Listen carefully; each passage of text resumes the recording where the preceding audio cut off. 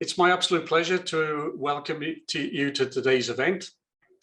We have a renowned speaker for you, Jim Sweeney. Many of you will know Jim, maybe some of you don't, but Jim was the former Chief Executive of YouthLink Scotland, so we're delighted to have Jim with us today. I'm also delighted that Sharon Lovell has joined us as our chair for today's event. Again, many of you will know Sharon. Sharon's the Chief Executive of NIAS Cymru, but also the new chair of the YouthWork Strategy Implementation Board in Wales. So warm welcome to both. My role today is a short one, purely to deal with some housekeeping points for you. Then I'm going to duly hand over to Sharon and in turn Jim. So a bit of housekeeping for you. Firstly, please turn your mics off today. Please leave those off for the duration of the event. The way in which we're going to run questions is please post those in the chat function. We've got a team monitoring the chat, so I'd encourage you to post your questions all the way through the event. So if you think that's an interesting point Jim has raised, pop your questions in as you go, please, and we'll pick those up. You can ask your questions in Welsh or English. If you do lose your connection, and hopefully you won't, please click on the original link that we sent you, and you should get back in pretty easily. And finally, our Twitter feed is going to be running, so if you want to jump onto Twitter while the event's happening and put something there yourself, we'll be popping things onto Twitter, so feel free to do so as well. But as I say, please use that chat function as part of the event as well. So that's all from me, and going to pass straight over to Sharon. So Sharon, great to see you. I think we said earlier it's a good 3 days since we spoke last. So thanks so much for chairing tonight, and handing over to you, please. O, diolch yn fawr iawn, Hayden, and prynhawn da, croeso pawb, a Wythnos Gwaith Ieuenctid hapus, Sharon Lovell Dewey. Thank you, Hayden, and welcome everybody. And can I just start by saying happy Youth Work Week. And as Hayden says, I'm Sharon Lovell, and I'm delighted to chair this event today as we start celebrating Youth Work Week here in Wales. As Hayden said, I've recently been selected as chair for the Youth Work Strategy Implementation Board to ensure a sustainable model of youth work is achieved here in Wales. We are on an exciting journey here in Wales, and I know we have colleagues today from the education sector and youth work sector. And I do want to say thank you so much, diolch yn fawr iawn, for all the difference you make every day to the lives of young people here in Wales. So what to expect from today? Hopefully we're all here until 5:30 this afternoon. We do have, as Hayden says, a fantastic presentation for you this afternoon by Jim Sweeney. And there is an opportunity to ask questions at the end of the presentation to Jim. So I would like you to think, as you're hearing from Jim, what are the questions you'd like to ask? And please do put them in the chat as we go along, because we have some wonderful people behind the scenes in education workforce, and they're looking at those questions for us. So please do that as you go along. So an introduction to Jim Sweeney Mbe, if there needs to be one, because as I'm sure, as Hayden says, many of you will have had the pleasure of knowing and working with Jim. Jim is the former Chief Executive of YouthLink Scotland, and he transformed youth work services in Scotland. So he will share his experiences and learning of managing transformational change to secure a thriving youth work model in Scotland. He will provide insight into some of the approaches which united the sector in Scotland, sharing the challenges and the lessons learned along the way. I'm really excited to hear from Jim, obviously as chair of the Youth Work Strategy Implementation Board going forward, of what we can look at here in Wales to take the vision of a sustainable model forward for our young people. So Jim's work is no doubt inspirational and has left a lasting legacy for the young people of Scotland.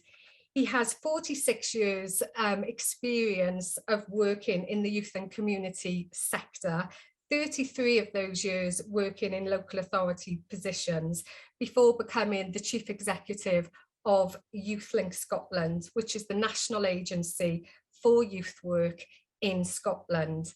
And he spent 13 years in this position before retiring at in the year of 2018. Although I don't think you've ever really retired, Jim, because here you are really helping and supporting us here in Wales.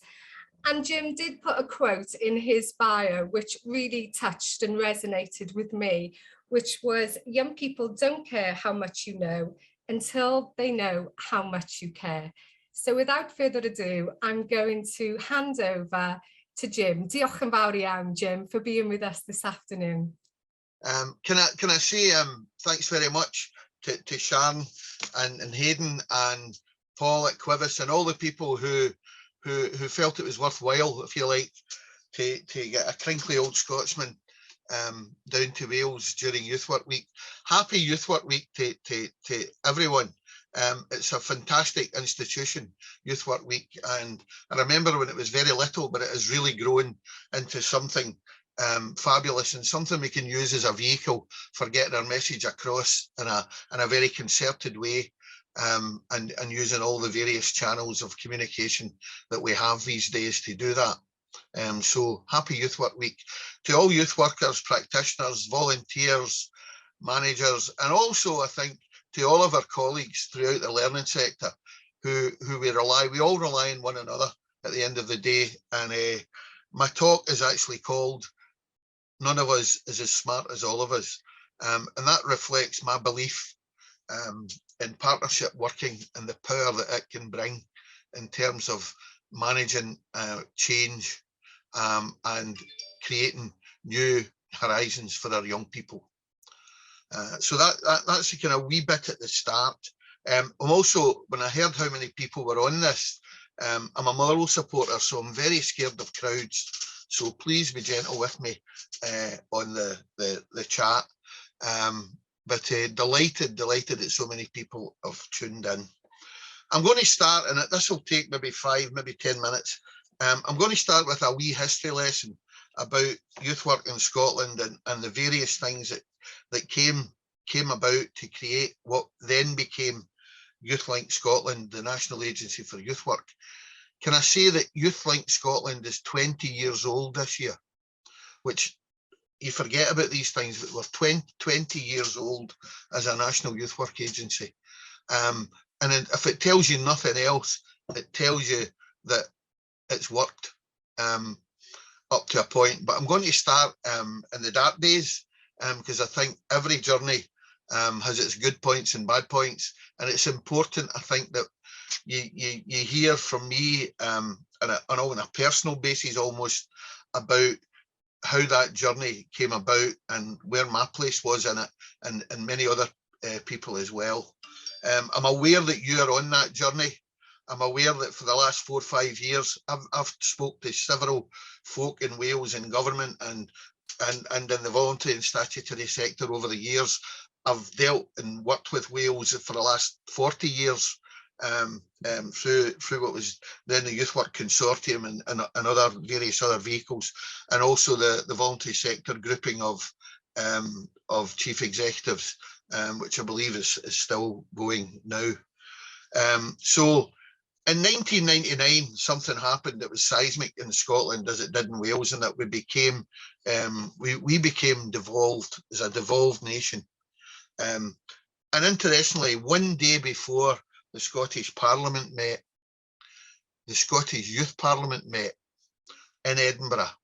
And so Scottish Youth Parliament, which will speak a lot about youth participation in the course of this talk, one day older than the actual Scottish Parliament, 1999, the 12th of May. And the Scottish Parliament gave us a chance to start again in many ways. It was always meant at the time to be some kind of hung parliament of a sort. And the Labour Party won but I don't think it had an actual majority, so there were Lib Dems involved as well in the process of setting up a new government. And particularly later on, after at 2002 is when the Scottish Council for Youth Work voluntary organisations, which looked after the chief execs of the third sector, very similar in many ways to Quivvis, was asked, well, it changed its name to YouthLink, interestingly, but it was approached by the government of the day to become part of a one-door approach to youth work. And the other half of that equation was a part of what was then called Community Learning Scotland, which was a quango of sorts, you know, a public body largely funded by government and also by the local authority sector. And it looked after youth work, community-based adult learning, adult literacy, various other family learning, various other things, and community development as well. And the government, in their wisdom, decided that they wanted a one-door approach to youth work. And they got it. They got it technically in 2002 when they set up the new what became YouthLink Scotland. It was a marriage that was not touted by either side at the time. It was quite a very innovative thing, and it was seismic in terms of the effect it had on the sector, as you might imagine. Another thing interestingly happened the following year, and that was that the Lib Dems, and that we managed through, there was a lobby to have a youth strategy. Now you're in the process of producing a youth strategy, and Sharon, really every success, it's worth the effort and worth the candle. In 2003, the Lib Dems agreed to fight to have in the Lib Dem Labour manifesto that there would be a national youth work strategy for Scotland. Youth work strategy, not a youth strategy, not a youth service strategy, but a youth work strategy. And it was called Moving Forward when it eventually came out. The other thing that happened was in the year 2000, I was seconded actually for 2 days a week to the Scottish Executive, as it was then, to organise a Millennial Youth Conference, Youth Summit in Motherwell, where we had 500 young people, the entire cabinet of the Scottish Government, except for Donald Dewar, who was the First Minister at the time, who was very ill in hospital. And we had 8 satellite conferences all over. This was really technically very difficult at the time. 8 satellite conferences taking place all over the country. And we had also a workers' conference taking place in parallel in Motherwell at the football club, at the football ground. And that started to kick off the whole thing about really feeling as if we wanted to change the paradigm. I hate that expression, but to change the way we were thinking about our young people and how we worked with them, and how we took on board youth work and group work process and really went for it, as it were. So that happened, and youth, the new one door agency became a fact. There were many problems, not least things like TUPE, not least things like the whole thing being underfunded to start with, and also 2 boards as well involved, and all of that. So much so that for the first 2 years, things were a bit up in the air. And in actual fact, between 2002 and 2005, there were 2 chief, well, a retiring chief exec, and there were 2 chief executives during that time. There was also a resignation from a chair, and there was an extremely critical HMI. We are inspected in the same way as the schools are inspected in Scotland, and there was a very critical HMI report that came in. Yours truly here landed from local government as the third chief executive, taking over from a civil servant who had been seconded to do the job for a period of time. So the YouthLink Scotland baby was in intensive care. That's the best way to describe it. There was not a lot of money in the bank. There were staff in different conditions. There were all sorts of the kind of things that could have been fixed but weren't. And believe it or not, I knew nothing of this. Although I was on a couple of members' working groups and stuff, I knew absolutely nothing of this when I decided to park my local government pension and move to Edinburgh. Having said that, I have never for a moment regretted doing it, because it was a phenomenal opportunity to try and get beyond all of the things that stop us doing things, all of the things that all the sacred cows that were there and all over the place, and to put a lot of that to bed and to say, what do our young people need? How can we collectively help provide some of that through a youth work offer?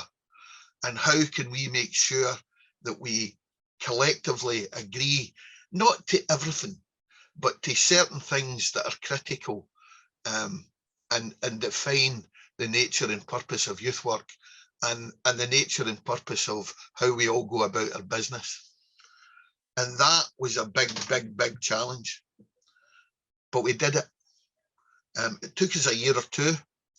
It took us arguing over, the usual angels in the head of a pin. It took us doing all of the kind of things that you would imagine. But we got there, and we ended up with a very small leaflet called The Nature and Purpose of Youth Work. We also ended up with 6 key aims that the whole of the youth work sector signed up for. Local authorities, massive organisations like the Prince's Trust and D&E, and also very, very small organisations, local organisations and everything else. And we agreed that those were the things that YouthLink Scotland would promote and support and develop and help the sector to deliver on. I never ever wanted to tell the Scouts how to be Scouts or anybody else how to do something else. They all maintained their independence, they all maintained their own mission, ethos, values, but there were also a set of values that overlaid that we could all wave that flag on behalf of the young people of Scotland. So that's how we kind of did it. I had to put my board were a very mixed bag. Again, we had to change the Mems and Arts. When I got there, there were about 12 people that all had the same skill set as me looking at me across a board table, and I thought, well, this will no work. So we had to go through all of the motions, extraordinary AGMs, all of that kind of thing, and come to the conclusion that we needed a board that was much more Catholic with a small c, as well as having all the expertise from the sector. We also had a number of other people from the wider sector and beyond in business as well. We also had and still have an independent chair and vice chair, and that again is extremely important for the organisation. And we also tried very, very hard to make sure that we knew what the membership was and its needs. The best decision I ever made was in 2006, in the February, I joined YouthLink. From the June until the November of the following year, I made 85 personal visits to the membership, to see the chief executives, to see the principal officers and local authorities, to find out if they lived in a palace or a hovel, to find out if they had a budget or no budget, or a nice budget or a bad budget, to find out what was stopping them doing their job and what they were doing that was transferable to other people to help them do theirs. It was a big listening exercise. But I can honestly say that I left at the very end of 2018 and I was still getting the benefits of that approach. And I did it every year in the summer. I offered to come and see, talk, discuss, train, do anything with any of the membership. And that way, that kept me from being Edinburgh centric. And it kept me knowing what my members thought, really thought.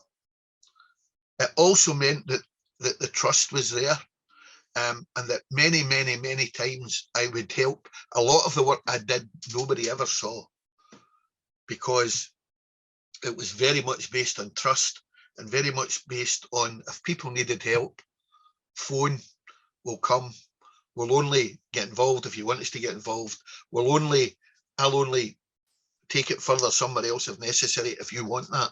Sometimes all people needed was a right good listen to, and that was enough to get them back on track, or to get them to know how to sort their board out, or whatever it happened to be, or their politicians in terms of dealing with the high politics that go on at local authorities. And all of that kind of stuff repaid itself 1,000 times. But in 2006, something happened. In 2007, we got our first youth work strategy, and the government declared, part of that was, and this is some hints about how you might want to do what you're doing. I know you're all in the process, so I wouldn't dream of telling MD what to do, but I'm just saying some of the things that happened and worked really well. The centre was down, the services were down in the dumps, right? There had been cuts for years, the usual kind of stuff. But what the government did, and we had said to them, look, we need core funding, firstly. Secondly, there has been no capital input to the sector for years. Strategic capital, small capital. We're not talking about buildings. We're not talking about, 10 million in a big centre. We're not talking about that. But if you give us X amount, we'll ensure that you get value for money for that, and that will allow people to go. And we had 3 different funding regimes which we operated on behalf of the government, and they were, can I say, we get money out the door rapidly. But everything from minibuses to canoes to you name it, because we all know we've got a vast adventure section within youth work. We've got fantastic things that happen at weekends on the hills and in the rivers and the sea and all of that. And we had to fund it. So we funded a whole load of that stuff, everything from PlayStations to computer buses going through in rural areas. And we did that. And we also gave out other grants. And we also managed to the government to agree to create a new voluntary organisations fund on behalf of, as well as the other funds that were around. This was a different fund. It was put to us every year, and people bid against that. And we had a peer group, including young people, that looked at those bids and agreed who got what. Obviously, people, if it was their bid coming in, they weren't on that panel. And it's worked for 20 years. That actually has worked phenomenally well.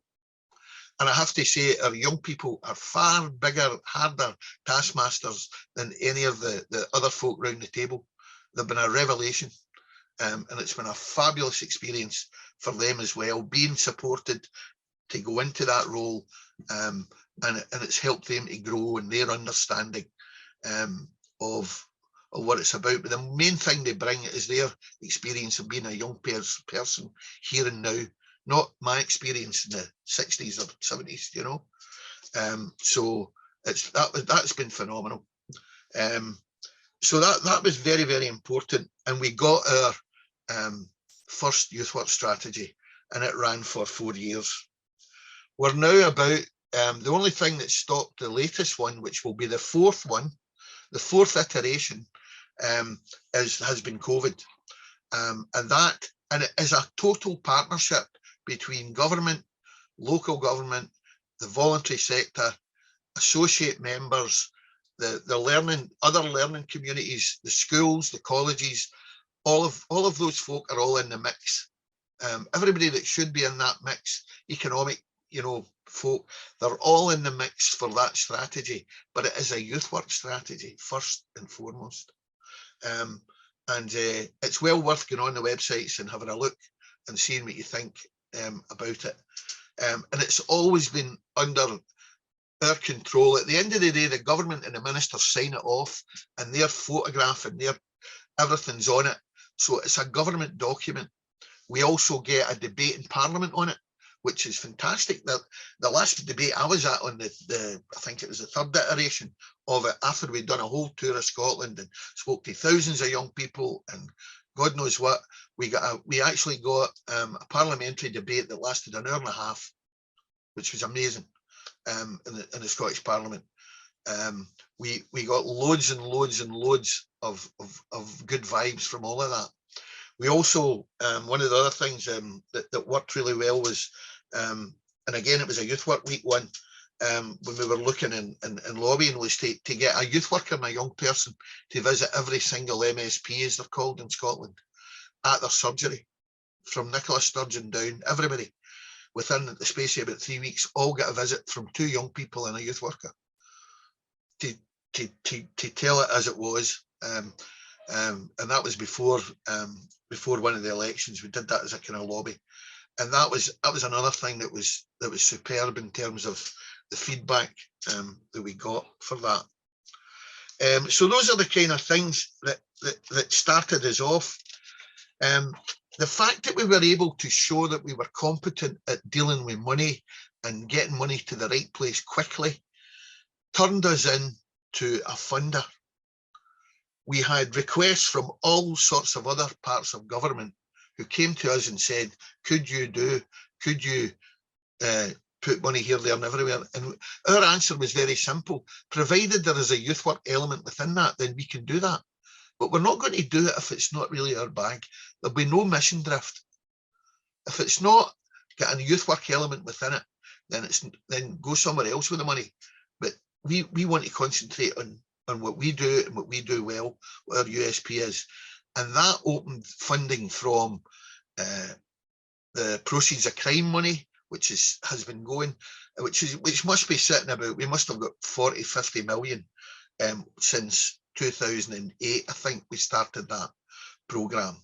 We also get people at the Arts Council, the equivalent of the Arts Council, called Creative Scotland now, coming to us with the funds that they've got through that and said, can you manage that for us?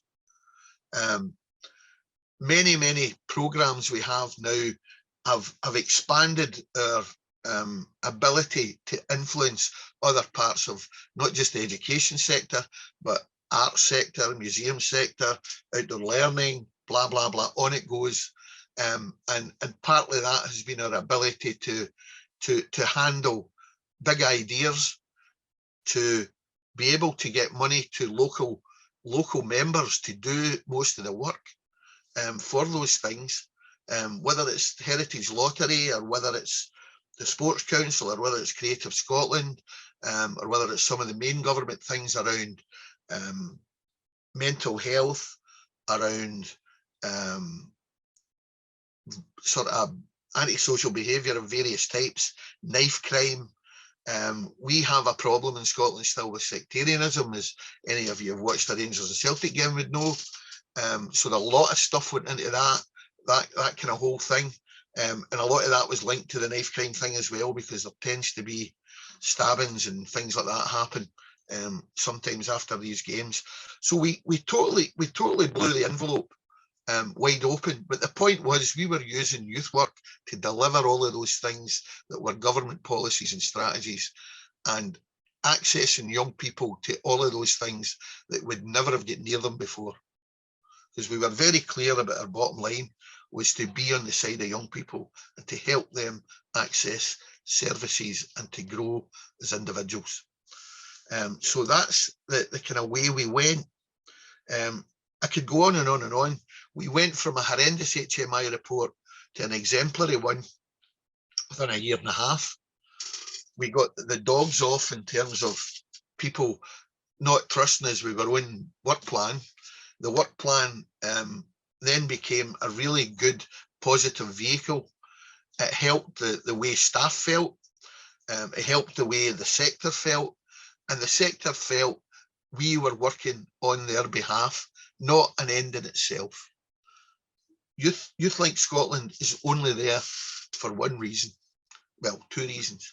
One, to help the sector deliver for our young people in a way that is the best we can get for them. Our job, there's an old saying, I don't know if you know, but the Pope of Rome, to your quote Mr. Paisley, has got many titles. And one that really appeals to me, and I always thought that that's what we were about as YouthLink, as an agency of others, as a member organisation. The Pope is called, one of his titles is the servant of the servants of God. And we are the servant of the servants of young people. So have a wee think about that one. And it was clear to us that we would never steal from our members' mouths. We were there to make the pot bigger and to find ways and means of getting that pot out there, not holding it in there, but getting it out there to promote better work, to promote more structured things happening, to get us in the mainstream, so that we become the first port of call when there's something happening, not the last port of call, not the afterthought. And very often we've been that in the past, and we all know that, and it shouldn't happen. We put in a massive amount of effort in terms of work with schools and colleges, in terms of also employability and all of those kind of things, and also massive amount of work with the health service to create lots of different programs that all had a youth work element in it, and got to people that they couldn't get to, and did things with young people that really, with the best will in the world, a teacher can't get to. No, because nothing to do with the teacher, it's to do with the system, and it's to do with the fact that certain bits of schooling just doesn't hang well with every young person. It's, you know, square pegs and round holes. Youth work can do so many things because it isn't in that statutory position that the police are in, or the social worker in, or whatever. We can do other things that can maybe just help those young people that are really on the wrong track to get back somewhere where they've regained their belief in themselves and their self-esteem and their mental health. And it's a very powerful process. And we all know again about group work. And when I think and reflect about youth work and YouthLink Scotland, I very often reflect about, you know, the Norman forming, storming, performing. I hope I've got that right. Because that was very much that kind of thing that we had to do within that organisation. But my God, when you get to the performing bit, it really works. And of course, as we all know, there are plans every few years, so you need to repeat the process. You need to repeat the process. You need to learn from your mistakes. So all of those things meant that YouthLink consolidated its position as a national agency for youth work, and it still is working very much to plan. We're very much involved and linked in with national UK groupings and projects such as I Will and things like that, and obviously DAV, etc. There's a whole raft of Scottish stuff that you don't really need to know about, but we're in there all the time. We have a fabulously committed membership. It's based on the youth. The local authorities pay percentage of their population. They pay a fee. The bigger voluntary organisations pay a different fee again, and the smaller and medium-sized organisations pay fairly nominal fees to YouthLink. The whole fee structure of YouthLink would probably pay one, maybe two salaries, but the rest is all money coming in through projects and through the grant from Scottish Government. And the grant is probably round about 50% mark of what we need to operate. And we do a fair amount of stuff that in Scotland in terms of government know we're there, and they know we'll speak up, and they know we've got a view in things. And they'll come asking 9 times out of 10, but if they don't ask, we'll let them know. But the money we use for that kind of thing and for promotion and before elections and all that is our money, not the government's money, needless to say. And we get that money through developing projects and taking a fee for doing that. And then it's all in behalf of the whole sector we're spending that money. So that's the kind of way it works. We've had some fantastic stuff going on with the lottery and things like that, as you would imagine as well. Very big on equalities, diversity. As I say, very big on the curriculum for excellence and working for schools, very big on outdoor education, and very big in trying to get the general population to understand a bit better about what youth work is and what it can do and achieve. So we've had many expos and large things on the go. We've also tried to produce excellent materials for use both by their partners and by the youth work sector at every level. Whether that's training materials, whether it's just good practice examples, whether all of those kind of things, whether it's social return on investment, that kind of stuff, lots of research.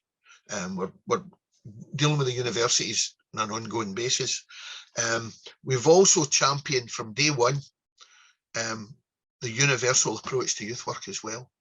Yes, youth work is fantastic at dealing with young people who've got problems and who are in the wrong place and all of that. We would never for a minute not think about doing that. But every young person deserves some kind of youth work service in their area. And I know I'm talking to the converted here, but we have produced several pieces of research on the power of universal youth work and of the longevity of how long that takes that's a lifetime payback, not least in other people becoming involved later on as volunteers when their kids come in and all of that. The uniforms have a very big tradition of that as well, but they're not alone in that. Many of the local community groups and things like that also have that tradition of going back and helping out and giving a couple of years when their kids are in need and in their teens. And being prepared to say youth work is about transitions. It's about the transition from childhood to adolescence, from adolescence to adulthood, and taking part in the commonwealth of the whole of society. And we've always said that young people should be seen as an asset, not as an issue, as an asset. And all of that has to be reiterated all the time. I'm probably way off piste, as I say. And I know and I'm aware that you're on this journey. So I'm going to read out a couple of things, and if it's mom and apple pie, fine, just ignore me. But these are a few things that I wrote down when I reflected on, the last 15, 20 years.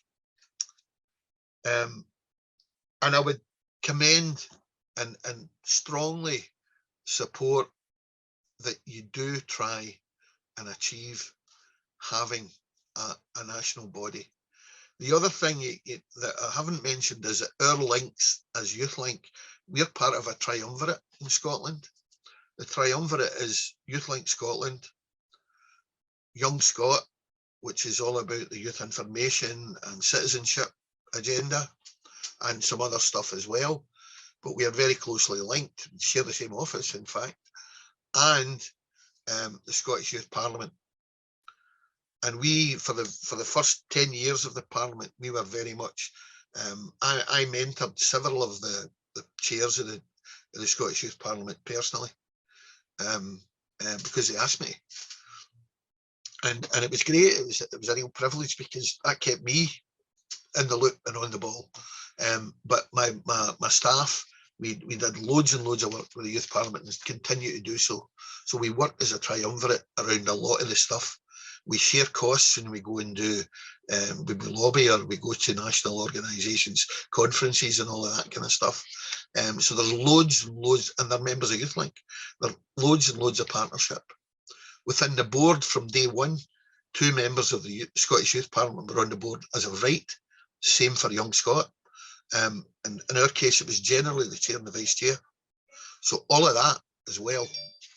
But I'm going to read out some stuff and see, hopefully some of it will ring a bell, and some of it's just a warning, and some of it is just the kind of things that I felt have made the difference and made YouthLink into the kind of, and it's a powerhouse. It's a small powerhouse.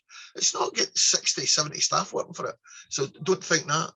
The staff goes up and down with the money. The core staff is pretty small, but they're all very good at what they do, and we pay decent money to try and get people to come nationally and work for a period of time. We don't expect to keep everybody forever, although the core staff, to be fair, have been there for quite a long time. Here's what I think.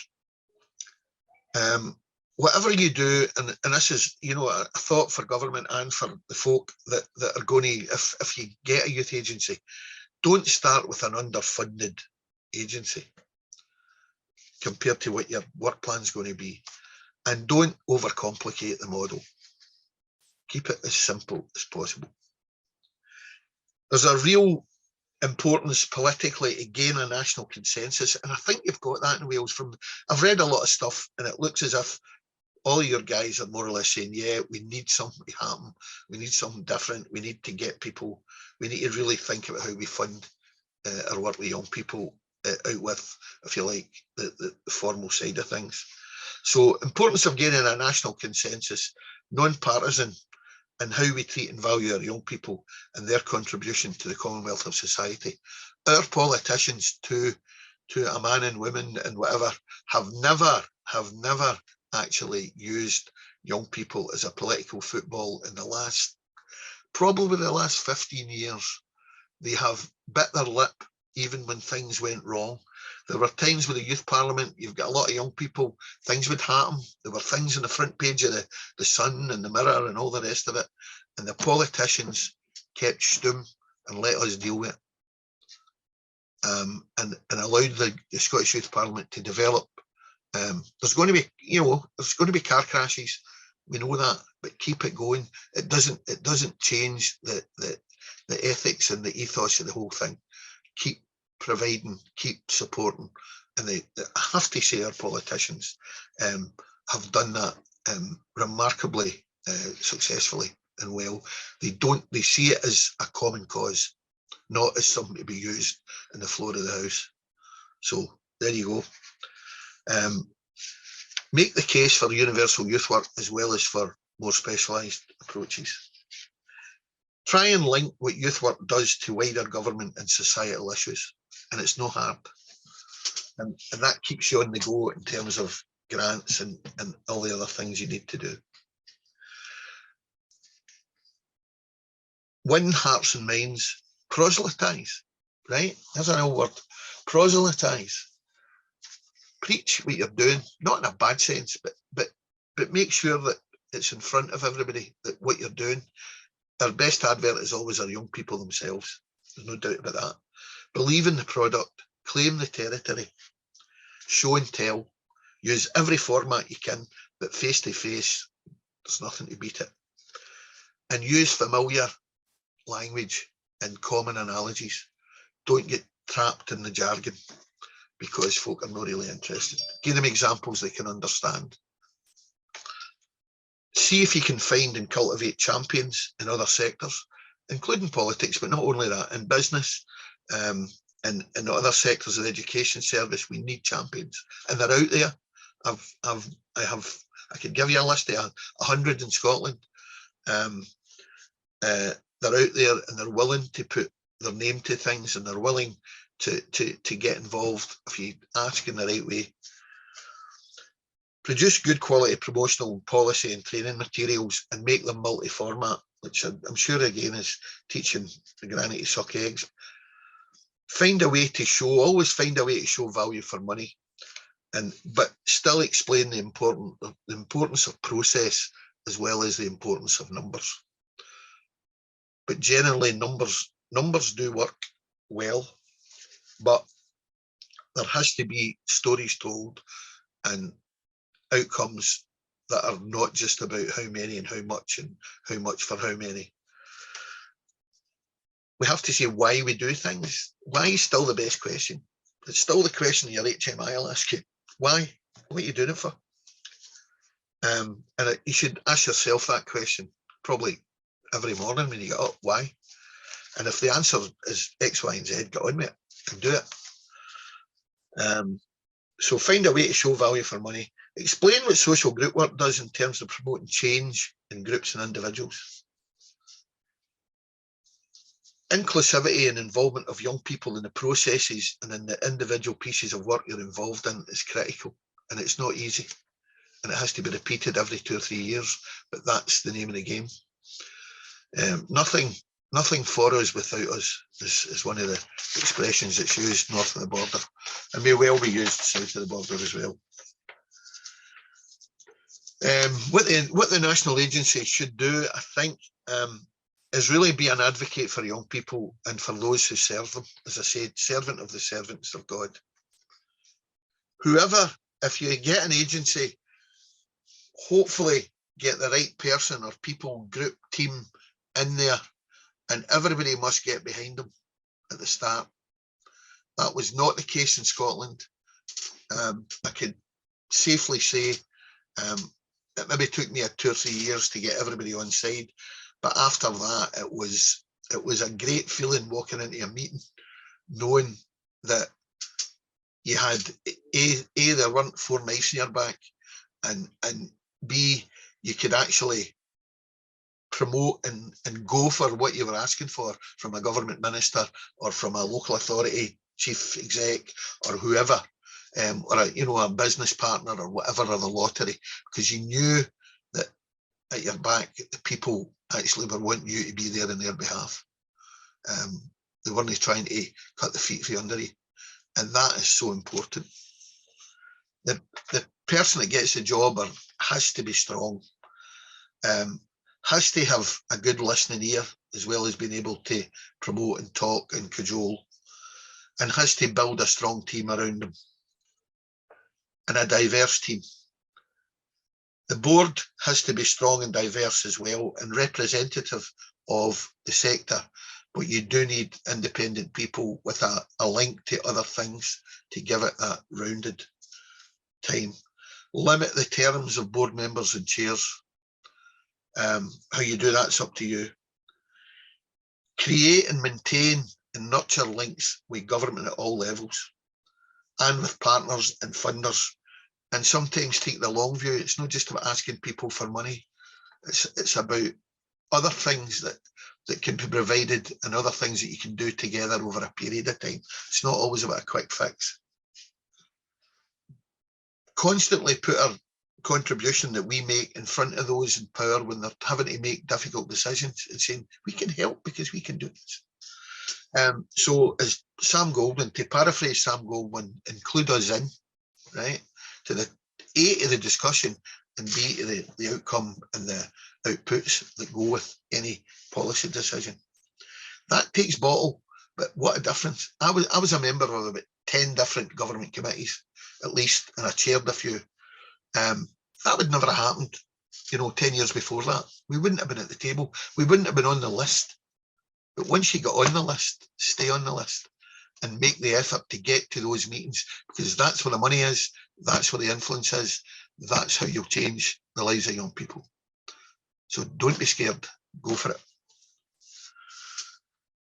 Build these networks, and there's an opportunity and time set aside to consider important subjects and issues. Within the whatever it is you create, make sure there's forums that are both individual and mixed, depending on the subject matter.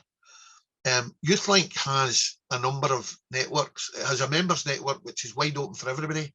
It has a local authority network managers meeting. It has a third sector management meeting as well for the CEOs, and a joint one that they meet a couple of times a year as a big group, plus conferences and all of that. They're all open to everybody. All of the training's open to everybody. Everything, you know, like that as well. But we have individual groups looking at digital, or looking at, you know, outdoor, or looking at child safety, or whatever it happens to be. Those are all brought together on an ongoing basis, and they are representative. And again, young people in there as well. Help, if it was an agency, when I got there, I'll give you a laugh. I got there and they produced a weekly newsletter that went out. Remember, this is 2006. They produced a weekly email newsletter that went out on a Friday afternoon, right? Weekly. And it wasn't e-enabled, right? Because they were so skint, right? And I not that I'm a genius, but I said to the woman who was in charge, I says, why is it not e-enabled? And they said, because we've no money, we're not allowed to spend the money. One of the first things I did was I said, how much was it? It was about 400 quid, right? I said, so get the software. I says, put it out every fortnight on a Tuesday and see what happens. And that then became, over a period of about 6 months to a year, people read the damn thing, opened it, could go to the links, could go and look at the jobs, could go and we expanded the thing, not too much, 5 minutes, and you can rattle through it, you can bin it or keep it, it's all on the website anyway, you can go and look, and it was e-enabled. That was like night and day in terms of our communications, because it went out at a time when people might look and not be looking at the end of the week. Before that, it went in the bin, largely. So we daft things like that. Make sure you think about it before you do it. So produce helpful material that will save people time, no cost them time. Put it out in formats and at times that they will use it. Stay on mission. The mother lode, the nature and purpose of youth work, the key mission statements, common themes that are within the strategy that you're about to create should influence what any further, whether you come up with agency or whatever else, that should influence how that works. Keep everything as simple as you can. Listen, learn, act. Inform and challenge internally and externally to the organisations. And run loads of stuff that people can go to and see things and learn things and have feel-good factors, including awards and all of that and events. And again, massive amount of young people's involvement and influence and all of that. I don't know how I'm doing time-wise. Key concepts: honour, be trusted, humility, honesty, stickability and reliability, true partnership. So not for the easy times, but for the hard times as well. Partnership is the only game in town. When I worked in local authorities, I chaired a community planning partnership, a community learning partnership, and we had 5 different FE colleges in it. We had 130 primary schools, 26 secondary schools, 150 community halls, blah, blah, blah, blah, all within that partnership. Now, a lot of us, money was still tight, but we decided to do 5 or 6 things, and we decided to do them as a partnership. So we all put X amount in the middle, and things that none of us could do with £500, when we had £50,000 we could do, or when we had £100,000 we could do, because everybody was chipping in, and the best people most appropriate to do that work did it, paid for by everybody. That's a wee example of put your pound in the middle. If you've only got £1, you're as well chucking it. So put the pound in the middle with other people's pounds and see what you can come up with. That's just a wee daft example. Bake in partnership to everything, and bake in inclusivity as well. Be generous with praise. Praise your partners. Any scolding, do it behind the door, do it behind the chair. Do the things that matter. Value your staff, value your volunteers, and learn from our failures. whoever is leading on this, and Sharon, I'm kind of looking at you, show strong and very purposeful leadership. If you want to make it happen, then you could be the go-to place for government and other agencies and funders when they're looking for something that they can't do themselves. Develop your expertise, let people know you've got it, and share the benefits of that with the members of the organisation if an agency comes to exist. The agency then becomes a conduit for everyone, for development, for change, and for creating partnerships to take on individual pieces of work that come up.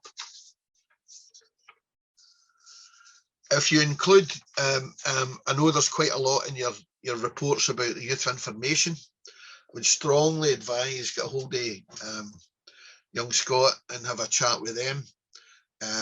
Massive expertise. They've just changed their chief executive not that long ago. Kirsten Urquhart, who's worked there for a long time, is a new one, and she's very, very good, very approachable, and they have lots of tremendous staff there as well. And again, as I say, I was the vice chair for 21 years and chair of their financial audit committee. So we're very much different organisations legally and everything else, but we worked as a trio, as I said earlier. It's amazing how an agency like that can, how we never ever started and saw ourselves as a funder, but we found that we had enough trust and we built and paid for systems out of our own money that made us trustworthy. And we fine-tuned every time to suit the funder.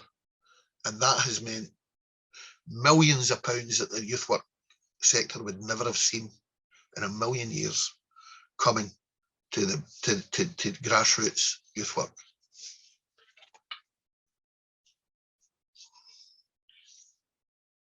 As I say, I've mentioned the money for lobbying and things like that. You really need to find that yourself. And if you're going to do that, it may be that you don't do that. And broaden the issue base to include the links to schools are critical. I think so much to offer. My first job when I left college was in a new community school, 1976, believe it or not. And further education, there's loads and loads there. There's loads of information as well. I'm sure on the website, YouthLink's in the process of redoing their website, but there's lots and lots of reports and good practice examples. I'm sure you would recognise from your own practice in schools, and in employability, also in parenting, mental health, antisocial behaviour, youth volunteering, transitions work, primary, secondary, etc., secondary on, special needs. The whole digital space and the safety therein, loads of stuff been done in that, and loads of other innovation and entrepreneurial work, loads of stuff in the arts and also physical health as well, and working with sport and leisure services and the local football teams, lots of stuff on food poverty as well. All of those kind of things are all going on, and YouthLink is seen, I think, throughout the sector as not having an axe to grind, not there to take anybody else's work away, but purely as there to represent the sector and to help develop and train the sector to be better at what it does, and to link in with government as their almost their CBI, call it what you will, to have that link to government, that they work closely with government, that they talk all the time, not just when there's a crisis, that they develop links with the key civil servants and local government as well. Because very often it's easier for a national agency to go to a local government and say to a chief exec, look, have you seen what's happening next door? Because you're not really cutting the mustard here. Local government can be very competitive. One of the but if the person in charge of youth work can be way down the pecking order and have no chance of influencing budgets or anything else, but the national agency, or call it what you will, they can make the case. Whereas it's very difficult to make the case if you're a way down below. And believe me, I worked for 34 years nearly for local government, and I went from being a trainee to being the boss. And it's so important again that you've got an advocate at court when decisions are being made, and that isn't always the case. I'm sure it'll be the same in Wales. So what you really have to do is believe it can happen and believe it can work. And I can assure you, be clear about your purpose, be clear about what it is and what it isn't, and put your hand up for the things that you can honestly agree to, and you'll find that you would never regret. You might have a tough couple of years. The new year strategy, I can't wait to see what comes out of that, Sharon. And I'm willing to help you in any way I possibly can. But really and truly, I would just say go for it. It's been a big part of my life, but it's a very, very proud part of my life, not in a bad sense, because I've made friends of people who started off as enemies, many of them, and I've made many new friends throughout the sector and beyond, because we were open to development, open to change, wanting to do the best for our client group, which are the young people, in your case, the young people of Wales. So that's me said my piece. Thank you very much. Diolch yn fawr iawn, Jim. Thank you so much for that incredibly powerful, informative overview of how you were significant in the leadership of transforming youth work in Scotland. It's been a real privilege to hear you, and I've been frantically writing notes to really learn from your experience, and thank you for all your good wishes. It's just coming up after 5. We have until 5:30, and there is a bit of 5 minutes at the end where I wanted to close today. So we do only have about 20 minutes, and I can see there has been some questions for you in the chat, Jim. I am wondering, if we don't get through them all, would you be so kind, Jim, to look at them if we send them to you, and maybe provide a written response so that we could circulate to all the participants? I hope that's okay, Education Workforce Council, but I think just to give it justice, and I did want to take this opportunity to say that we have been on an incredible journey and movement here in Wales. We have had fantastic support from Welsh Government officials and our Minister for Education and Welsh Language. And we've had fantastic leadership from Keith Towler, who was the previous chair of the Interim Youth Work Board for Wales. And I know he's here this afternoon, and we presented just before the end of the term of the Interim Youth Work Board, we presented 14 recommendations to develop the sustainability of youth work in Wales to the Minister. And it's fantastic that he has obviously agreed now to establishing the board to be able to explore those recommendations in detail. And some of the nuances you talked about, Jim, regarding funding, regarding national leadership, regarding legislation, young people at the heart of some of those funding decision-making processes, is something that I'm particularly keen as chair in the next phase now to actually explore further. I've been saying my messages, we've been working incredibly hard as a sector. We've been on a collective movement together, and there's still some challenges ahead as we grapple with the issues you so profoundly experienced as well. But I'm determined to be able to be in a place in a few years' time where young people of Wales have equal access and opportunities throughout Wales to thrive. And that is strengthened from a national leadership framework. So thank you so much again. And I can see there are people thanking you in the chat, but I am going to start, if I may, with a question from Keith Towler, who, as I say, has provided such outstanding leadership and really helped secure £11 million, over £11 million for the next few years to develop youth work in Wales. So I'm going to start with you, Keith, if I may, and his question is to what extent were you able to mobilise ministers and politicians across the parties to support youth work in Scotland? How important is that in influencing change? And he says, cheers and thanks for your support. I think it's absolutely critical. We had, I'll give you a wee example. There was a rewrite of the antisocial behaviour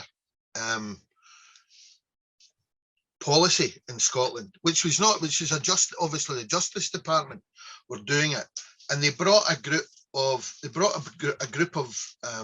voluntary and statutory sector people together at the Scottish Scottish office to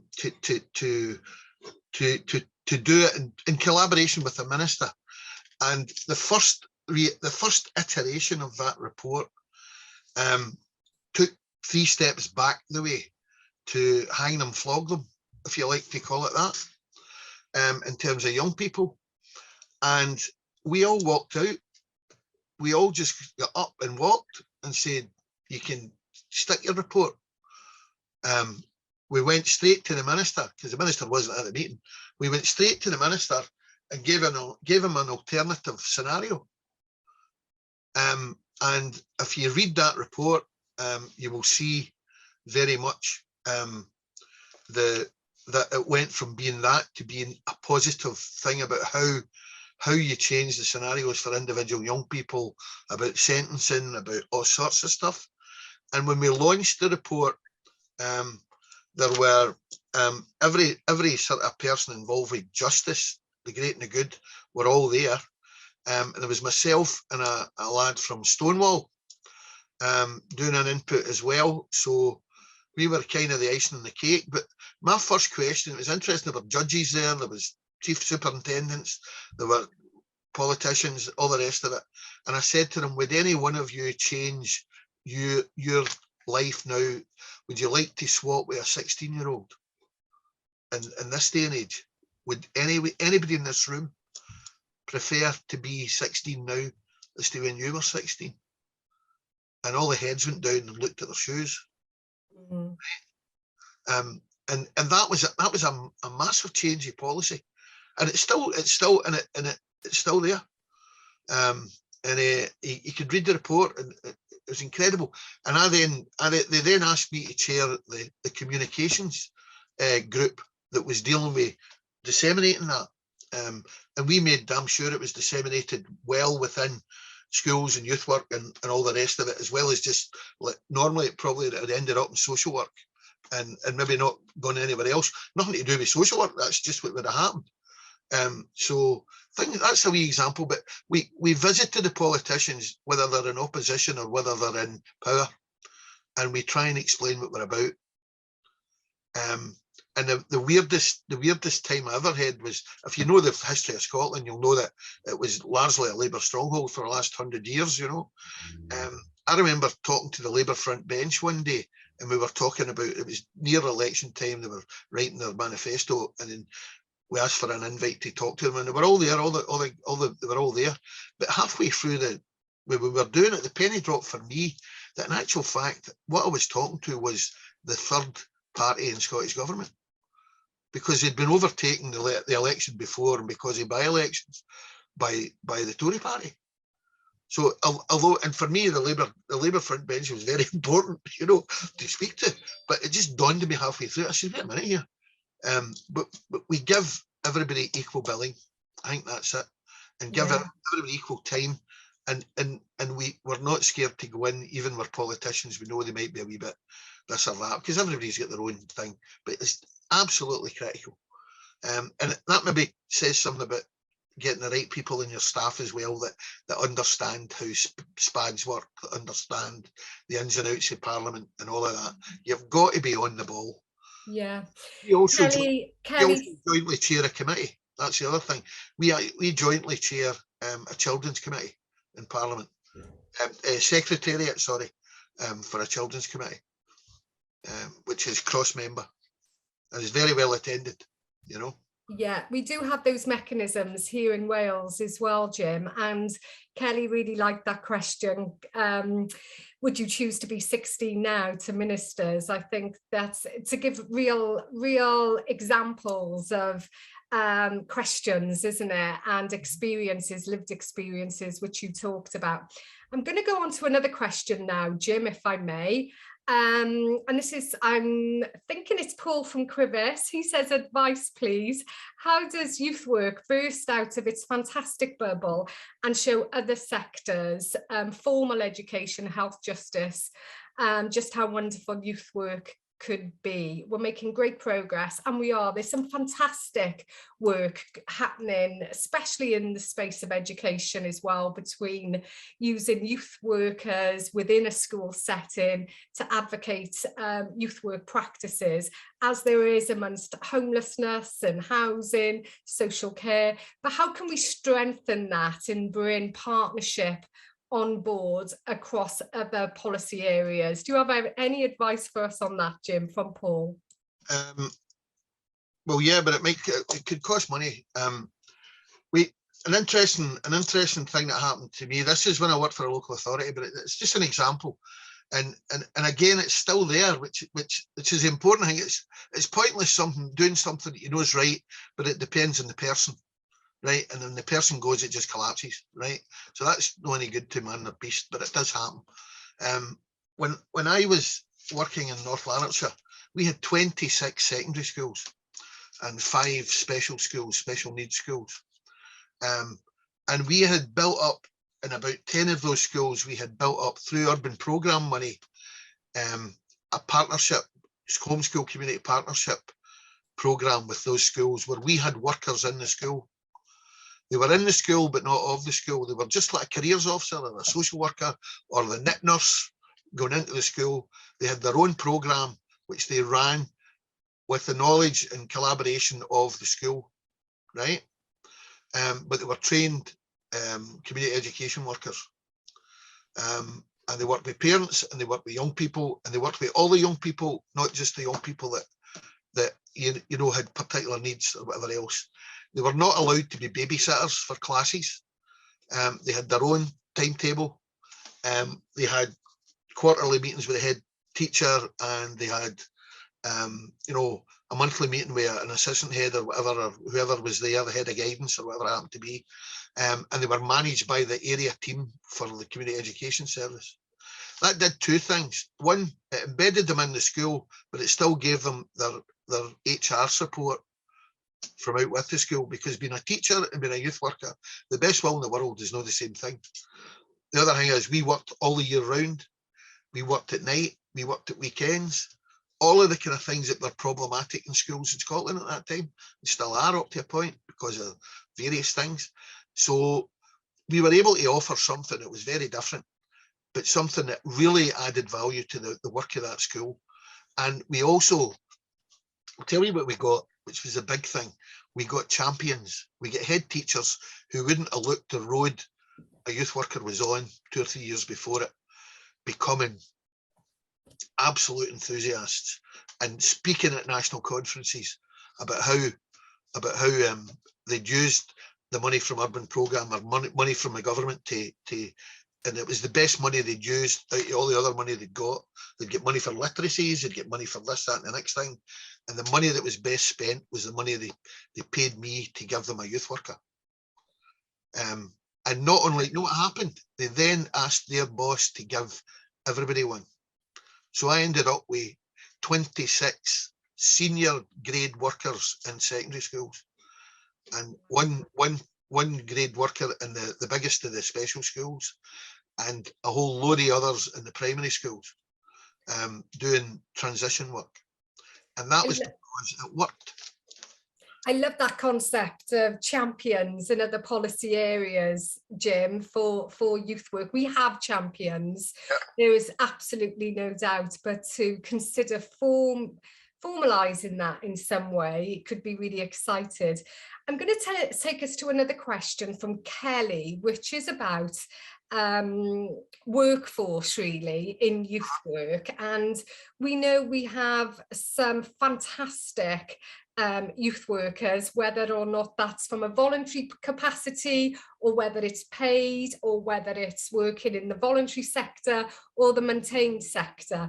But I think there is something around how do we go forward with really making youth work an attractive profession to come into that is really valued and understood.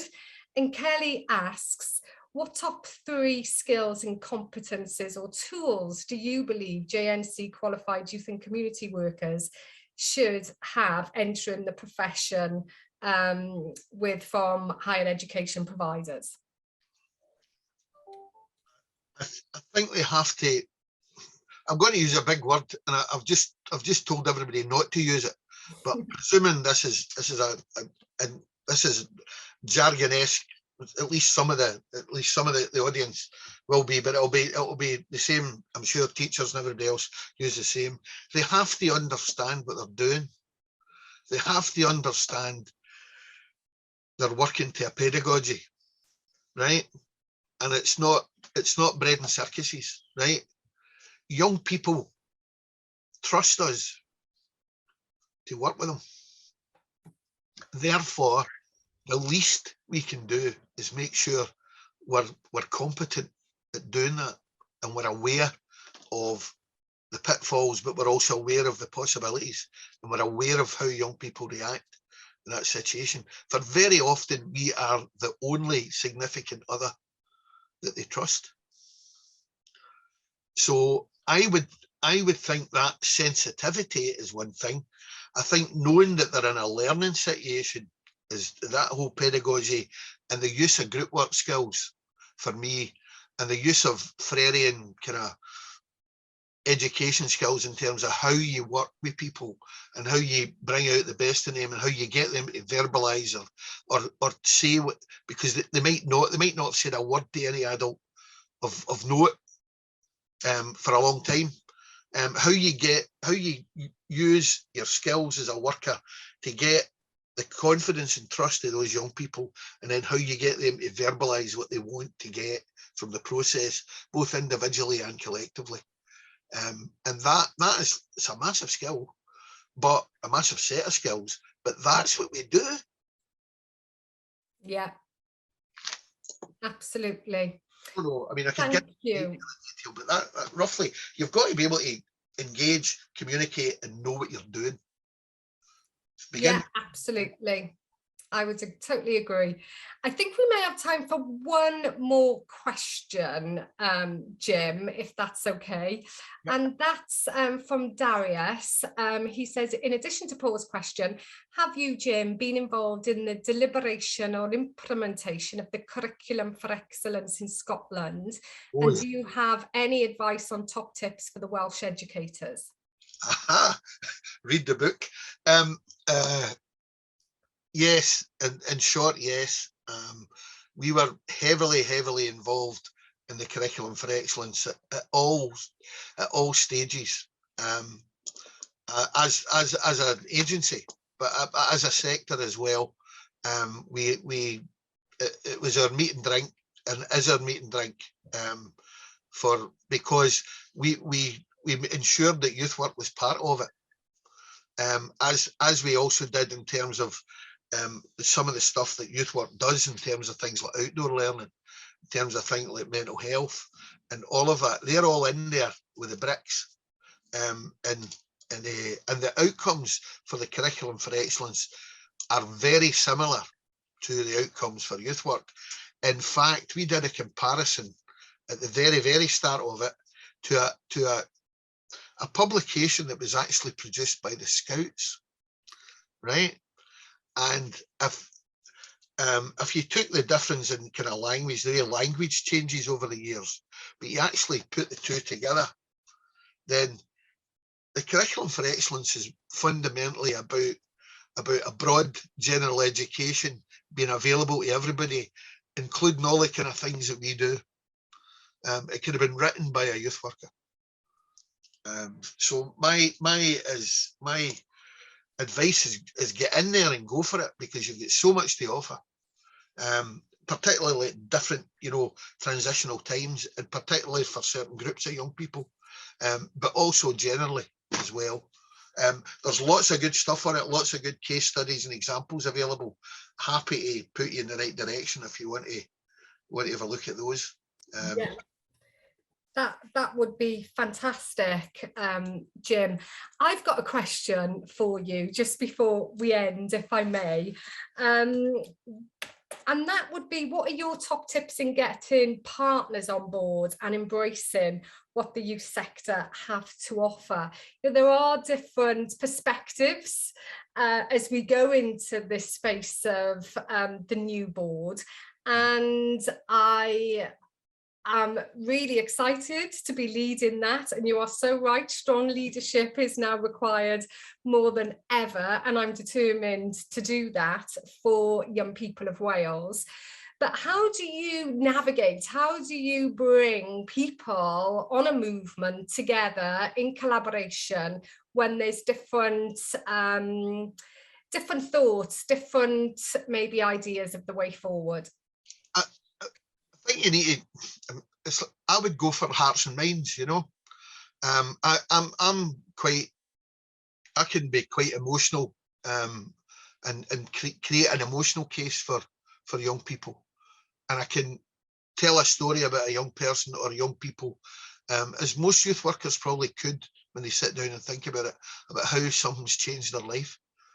And also maybe taking perspectives that what people think about young people without ever having spoken to them, or look, they just look at whatever a young person might be and it's not what they like, so therefore they'll not give it any thought or any money for that matter.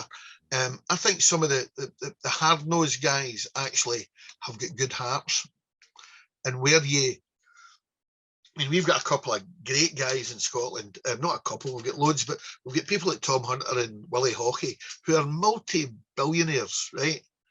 But who get what young people need, and who are willing to put their money where their mouth is in terms of the trusts that they run and things that they try and do in terms to help people employability. I mean, they'll still have a laugh, Willie Hawkey will say things like, my son, he said, he was at university and then he started work, and he said he's just found out that 7 o'clock in the morning happens twice in one day, because he was never up in the morning, and he was at university, and Willie was out of work at 6 in the morning, he's a multi-billionaire, and so things like that. But in actual fact, they understand, if you get people to understand what the reality is for young people and how many strings and arrows around them there are to stop them doing what they could do, and to try and get them to release their potential, then that's better for everybody. It's better for industry, it's better for the young person,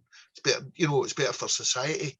Invite them into the commonwealth of society and encourage, show examples where people that looked as if they were down and out and not had a chance actually got to the other side, and how youth work made that bridge that they could walk over.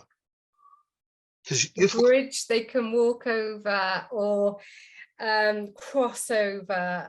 Yep. Thank you so much, Jim. That has been absolutely fantastic to have you with us this afternoon and to share your experiences and expertise. I know I speak on behalf of the youth work sector and our education colleagues that are with us this afternoon in saying your insight has been and will be so important as we go forward here in Wales.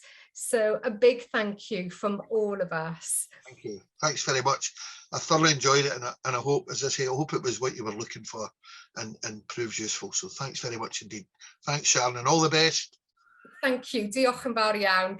I did want to wrap up, colleagues, this afternoon by saying some more thank yous, and that is to the staff in EWC, Education Workforce Council. I can see Hayden has joined us. But as well as Hayden, there's some people behind the scenes that have worked tirelessly to enable this to happen. So I do want to say thank you to Jess, Holly and Bethan and Neris, who have been with us really supporting the administration. I do want to just remind colleagues that you are welcome to complete the professional learning passport, where people can record their thoughts and reflections on the topics that you've heard today, and that is on the EWC's website for you to access. There are lots of events happening over Youth Work Week, and EWC are part of that, so please do have a look on EWC's website. As at the beginning, if you saw the slides, the applications are now open for board members to join me in the Youth Work Strategy Implementation Board, which is a Welsh Government public appointments process. The information for that you can find on the Welsh Government website, and perhaps there could be some links in the chat if that's possible. The Minister and myself and Welsh Government are looking forward to the appointment of people joining the board. We are looking for a diverse workforce to join me, and individuals who can take the vision now into reality. We know the importance of youth work in Wales and how it makes such a huge difference, and sometimes the difference to the lives of young people in Wales.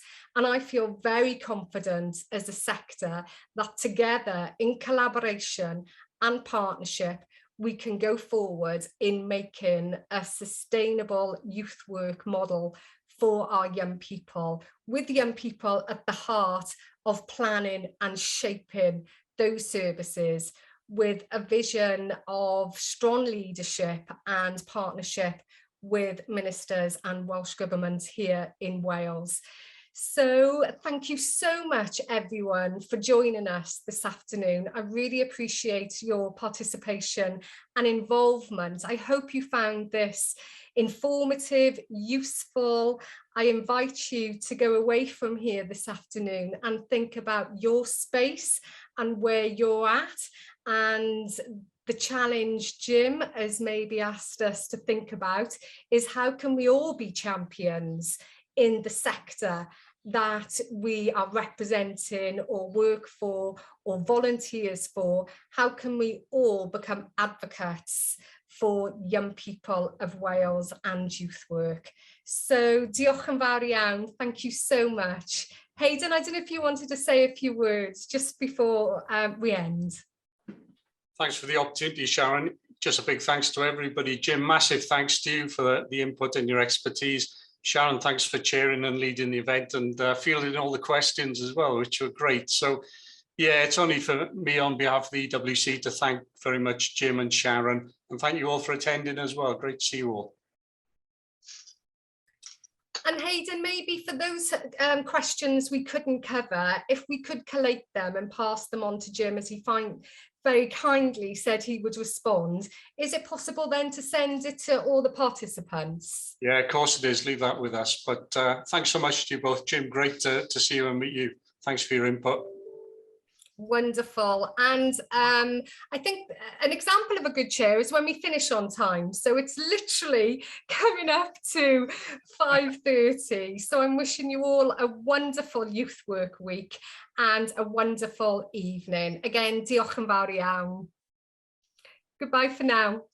Thank you, Jim. Thank you, Hayden.